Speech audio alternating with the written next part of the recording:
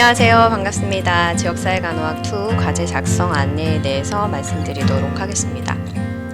이번 지역사회 간호학 2 과제는 건강 증진과 보건교육에 대한 중심 개념을 좀 살펴보는 과제 부분입니다. 목표는 지역사회 주민, 학생, 교직원, 근로자 등의 대상으로 건강증진 프로그램 또는 보건교육 프로그램을 적용한 관련 연구 및 보고서를 찾고 중요 내용을 분석하고 요약하는 부분으로 목표를 잡았습니다. 작성 지침에 대해서 안내를 드립니다.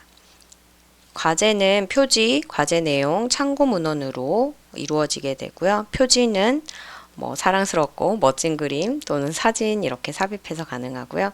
상단 부분에 제목을 기입하고 3학년 몇 반 몇 조인지, 조 이름은 무엇인지, 조장은 누구인지, 조원을 적을 때는 이름과 학번 그리고 각각의 역할을 상세하게 좀 기술을 해주시면 좋겠습니다.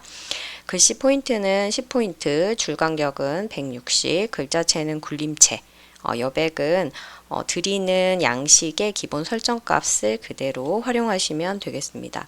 과제의 분량은 표지와 참고 문헌을 제외하고 최소 3장에서 최대 6장까지 구성을 할 수가 있습니다. 과제는 수업에서 대표나 부대표가 발표일 하루 전날까지 18시까지 담당 교수 이메일로 RG 파일 2개를 제출합니다. 분석 보고서는 분석 보고서끼리 묶어서 3학년 A반 1조 또는 3학년 A반 2조 이렇게 해서 폴더를 하나 만들어서 RGB로 묶어주시고요. 그리고 활용한 참고 문헌도 PDF를 같이 전송받아서 3학년 A반 1조 제목을 적어서 똑같이 폴더에 RGB로 묶어서 이제 전송을 해주시기 바랍니다.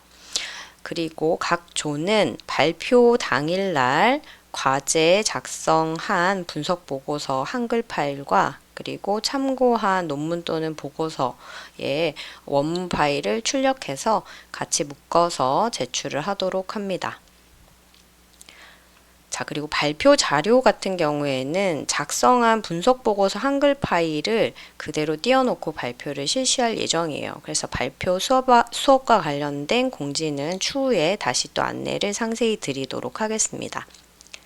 과제 내용 안내 부분입니다. 건강증진 프로그램 또는 보건교육을 적용한 관련 연구 및 보고서를 분석하고 요약하는 것이고 건강증진 프로그램이나 보건교육을 적용받는 대상자는 병원 입원 환자는 제외되고요. 지역사회 주민, 학생, 교직원, 근로자 모두 포함됩니다. 기타 안내사항입니다. 학습자 주의사항은 팀은 최소 5명에서 최대 8명까지 구성이 가능합니다. 그래서 이 부분은 반별 주체적으로 팀 구성을 진행을 해주시면 되고요.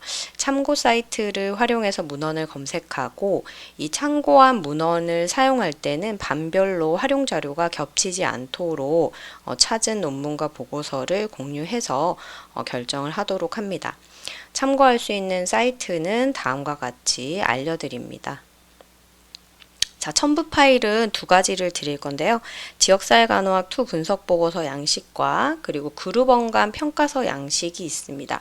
그룹 원간 평가서 양식은 교수자가 발표 수업 이후에 배부를 하고 그리고 동료 평가 이후에 바로 수업을 할 예정입니다. 그래서 여러분들은 팀별로 분석 보고서 양식에 충실하게 작성을 하셔서 제출을 기한 안에 하시면 되겠습니다. 분석 보고서 양식에 대해서 안내 드립니다. 찾은 논문 또는 보고서에 대해서 그 제목을 쓰고 저자가 누구인지 그리고 어디에 게재되었고 출판 연도는 언제인지를 양식에 맞춰서 기재를 하게 됩니다. 서론 분석하기에서는 이 연구 문제가 어떤 연구 문제가 있었는지를 간략하게 요약해서 기술을 합니다. 그리고 연구 문제 분석에서도 3가지의 예시 질문을 드렸습니다. 그래서 적절하게 도입되고 있는지, 모호하진 않은지, 실현적인 이슈인지, 실현 가능성이 있는지 그 부분에 대해서 좀 나열을 하고 우리 조에서는 어떻게 평가를 했는지를 기술을 하시면 됩니다. 연구 목적은 그 문헌에서 찾아서 요약해서 기술을 하시면 되고 가설도 있으면 요약해서 기술하고 없으면 기술하지 않아도 됩니다.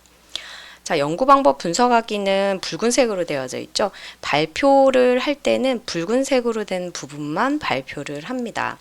그래서 논문의 제목을 이야기하고 그리고 이 파트를 발표를 하게 되니까 메인 파트여서 좀 열심히 여러분들이 분석을 하면 좋겠습니다.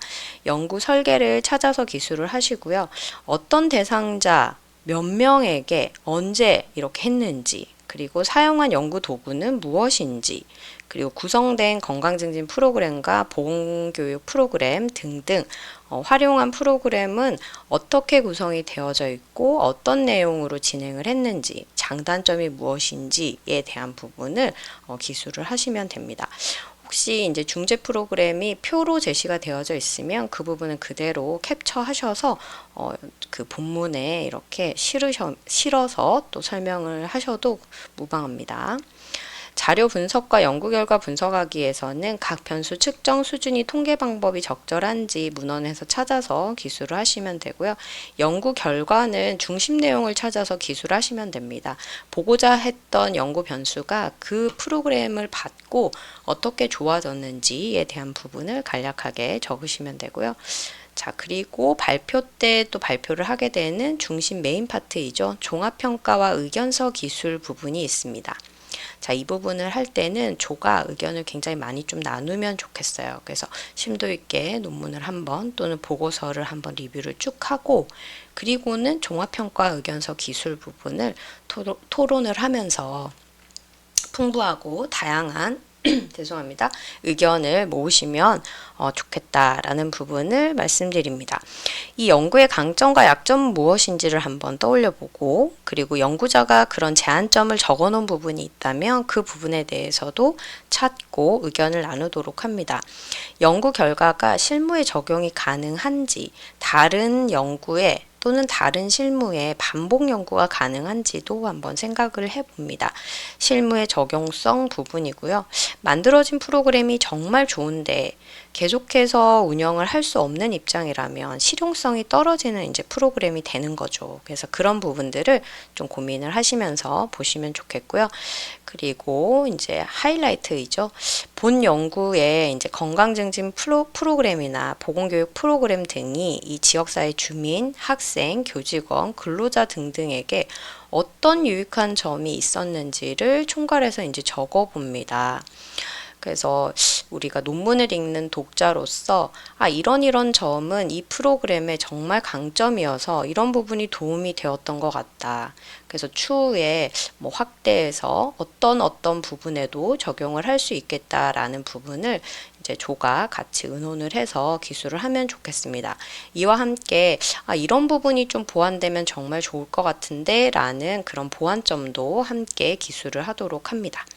자, 여기까지 하게 되면은 기본 양식으로 이제 4페이지를 드렸습니다. 그래서 최대 6페이지까지 작성이 가능합니다. 3쪽에서 6쪽까지. 그래서 분량을 잘 준수해 주시기 바랍니다. 그룹원간 평가서는 발표가 쭉 진행되고 난 이후에 시간을 배정해서 용지를 나눠드리고 그룹 평가를 진행할 예정입니다.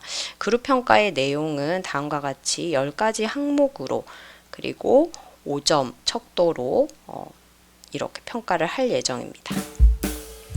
자, 여기까지 우리 지역사회 간호학 2 과제 작성 안내에 대해서 말씀드렸습니다. 감사합니다.